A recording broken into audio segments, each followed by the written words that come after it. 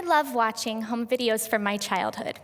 My sisters and I would put on productions for our parents. We would turn on Frank Sinatra and tap dance through the kitchen or sing Broadway in the living room. I guess I have always been a performer. But some of my favorite memories are not on video. Some of my favorite memories happened when I was all alone, singing at the piano or dancing in my bedroom, singing and dancing for fun, for myself. Now, I'm assuming most of you can relate to these memories of playing alone, whether you were running in the yard, riding your bike, climbing trees, dancing, whatever it was, moving, exercising, for fun, for you. But how many of you still do that? What happened to us between then and now?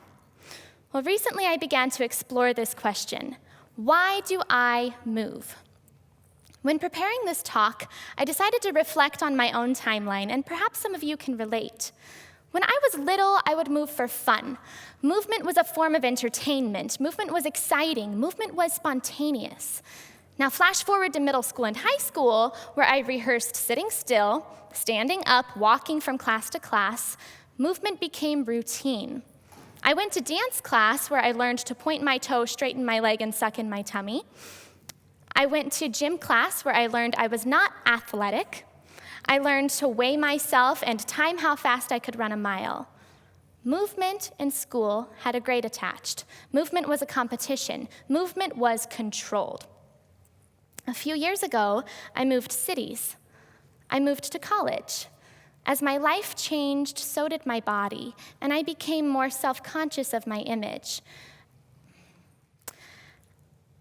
I began to see movement as a form which held expectations. As I ran on the track, I ran to see a change in the shape of my legs. I lifted weights to gain muscle, and I participated in group exercise classes to push myself further.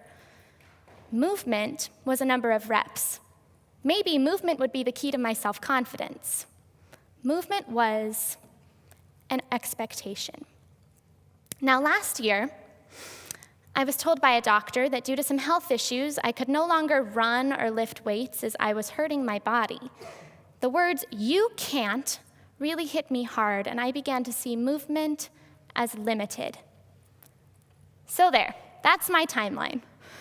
Wow. How do we get back to this childhood idea of movement? I felt stressed. I felt stressed from school and from life in general, and the idea of movement, exercise, was only making me feel worse. Movement didn't make me feel good. I craved joy. And that's when I was introduced to the Nia Technique. So what is Nia? Nia is a mind-body practice that promotes non-impact functional movement. It was designed in the 1980s by Debbie Rosas and Carlos Rosas, who studied both Eastern and Western movement practices. Debbie and Carlos studied the dance arts, including modern dance, jazz dance, and the Duncan dance. They studied the martial arts, Taekwondo, Tai Chi, and Aikido, and the healing arts, yoga, the Feldenkrais method, and the Alexander technique. Nia incorporates all of these different classic exercise techniques into one cardio dance workout. So the question is, how do we get back to this childhood idea of movement? Well, personally, I found a pathway through the Nia Technique. When I went to my first Nia class, I remember very well, I did not like it. I left and I was not impressed. But I decided to go back again the next week for some reason, and this time, I decided intentionally to leave my ego at the door. I walked in, I took off my shoes, and I danced. But this time, I didn't dance to impress the teacher or to show off in front of the class. I danced because it felt good to move. I danced for me. It was as if I had walked into my childhood bedroom, closed the door, and turned on the music. The freedom I felt for self-expression in that moment was incredible. And ever since then, I've been hooked. So, Nia, like the martial arts, uses the belt system. Today, I am a Nia White Belt, and I teach weekly here on campus. And as a vocal performance major, I study the benefits of Nia for singers. My Nia practice has helped me reconnect to my body, create a healthier relationship with my body, discover the joy of movement, and ultimately rediscover joy in my life. So, why am I here today in front of all of you? Well, I am here to share 3 simple steps that can help you reconnect to your body and rediscover the joy of movement. Now, for the rest of my talk, I'm going to ask you to participate. I'm going to ask you to get up and move your bodies. Scary, maybe, but it'll be fun, I promise. So, step number 1 is to listen. The word joy can be defined as a feeling of great pleasure. But before we can recognize pleasure in our bodies, we have to be able to recognize the opposite, pain. According to Nia, our bodies communicate to us through both pain and pleasure, and both of these signals are extremely important to our growth. Personally, I still have trouble recognizing pain in my body without becoming really frustrated at its progress. We must be able to recognize pain, acknowledge it, and then move past it and tweak, as Nia teaches, to create pleasure. So, it all begins with listening. At this point, I'd like you all to stand up. If you are more comfortable or unable, please feel free to be seated. All of these steps can be done either standing or seated. Great. Now let's go ahead and close our eyes.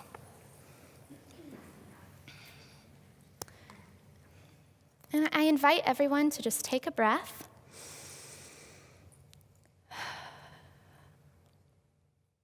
Now, starting at the tips of your toes and traveling to the tops of your head, go ahead and scan your body for any signals of pain or discomfort it might be sending you.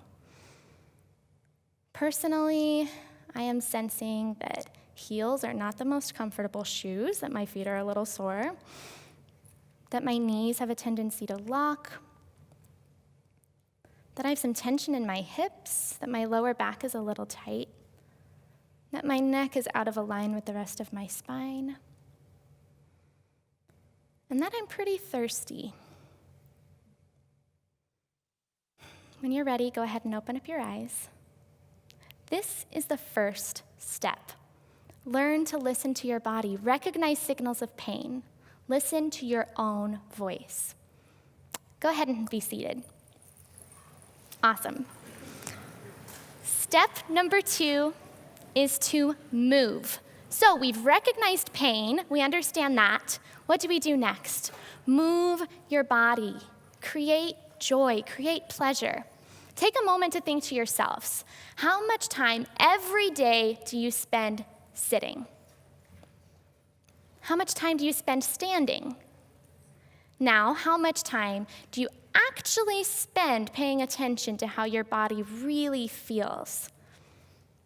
So, on behalf of all students, we get used to sitting like this, typing in a desk, reading, listening to lectures, whatever it is. And personally, I started to become desensitized to the pain signals my body was sending me. Once I learned to listen to my body, I knew I needed to make some changes to my lifestyle as a student. So now, in between classes, I love to stretch, take walks, and I even make a point to smile and laugh. So one of the ways that I love to tweak to create pleasure is through Nia's analysis of the 13 main joints. At this point, go ahead and stand up again, and we are going to move our bodies. So go ahead and move the joints I move. We have our wrists. Go ahead and think about all the things we do with our wrists that might not be very nice to them. Texting, typing, the wrists. We have the elbows. Moving your body your way so that it feels good to you. We have our shoulders. Tension in the shoulders. We have our hips. You've been sitting for a long time. Just moving your hips. We have our knees. I'm gonna move your knees. We have our ankles.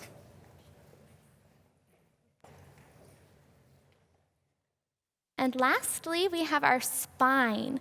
Go ahead and explore what sort of movements you can do with your spine. Side to side, front, back, sensing where your spine begins and where it ends. Moving the spine. Awesome, good job. Go ahead and be seated. Step number 3. Support yourself. Support yourself. We are both a mind and a body. I used to be very self-conscious of my body. I felt sort of ashamed of how it looked and more ashamed of its function. I didn't really trust it to do what it needed to do for me, to heal. Through my practice of Nia, I've learned that my mind and my body are on a team, and it is my duty and my pleasure to take care of both my mental and my physical health. I've learned through finding joy in movement, for choosing joy of movement, that I can also find joy in my body.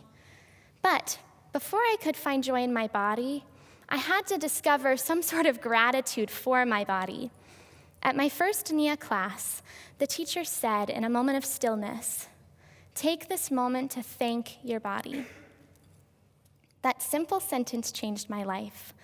It opened up a door to self-gratitude, one that I'd never really noticed before. It taught me to look at my body as a functioning instrument and to be proud of everything it does for me. So, although this may feel strange or uncomfortable or different, at this point, I invite you all to just quietly stand up again and close your eyes.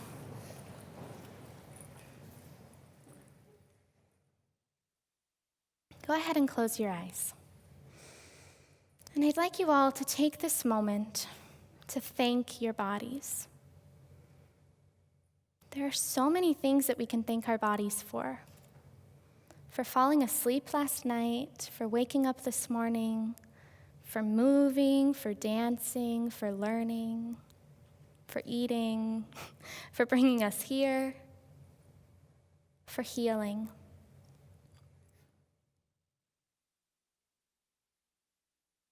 When you're ready, you can go ahead and open up your eyes and be seated. Thank you.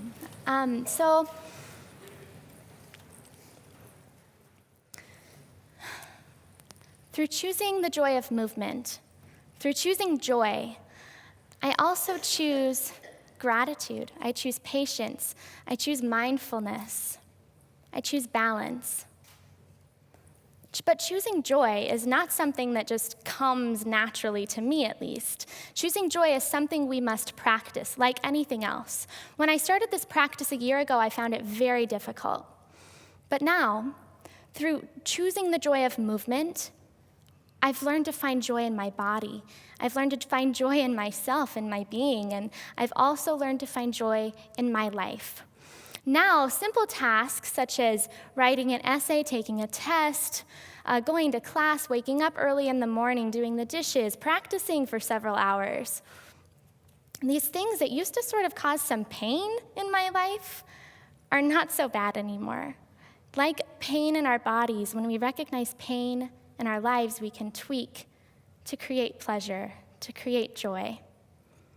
When I learned to find joy in my body, I found it much more difficult to be critical and judgmental of myself. Choosing joy changed my life. When I asked several of my peers on campus what they thought of when they thought of the joy of movement, here's some things I heard. Running, climbing, playing a racquetball, rollerblading, roller skating, dancing, more specifically twerking. And then I heard something different, something that kind of caught me by surprise. I asked, "What is the joy of movement?" And this person responded, "The joy of movement is moving forward. It's moving past. It's moving on to bigger, better things. The joy of movement is moving toward a goal. So, the joy of movement is going to look different to every single one of us, but that's okay. Because it is possible to revive a childlike enthusiasm, your enthusiasm, for movement and for life. I encourage you all to explore your options. And if there's just one thing you take away from everything I've said today, I hope it's this. Choose joy. You are worth it. Thank you very much.